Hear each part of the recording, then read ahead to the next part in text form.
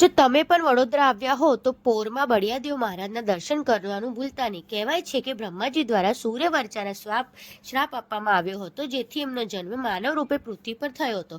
શ્રાપ પાછો ન લેવાય તેથી બ્રહ્માજી એમને કહ્યું કે પૃથ્વી ઉપર રહીને પૃથ્વીના દુઃખીઓનું દુઃખ તું દૂર કરીશ અને માનવ જાતમાં શીતળાથી પીડાતા માનવીઓની તારા દર્શન પૂજન અને તારા બાધાથી આરામ થશે.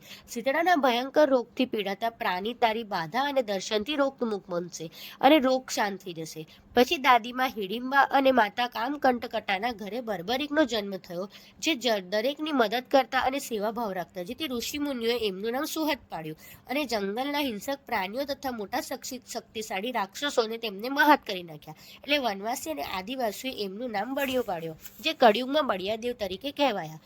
તો તમે પણ જો પોર ગયા હો તો જરૂરથી લાઈક કરજો. અહીં લોકો દૂર દૂરથી ઠંડુ ખાવા આવે છે, તો મારી રીલને વધારેમાં વધારે શેર કરી દો. અને આવી અવનવી રીલ વિશે જાણવા મારા પેજ સ્ટાઇલ ઓફ બરોડાને ફોલો કરી લેજો. અને હા, કમેન્ટમાં જય બળિયાદેવ લખવાનું ભૂલતા નહીં.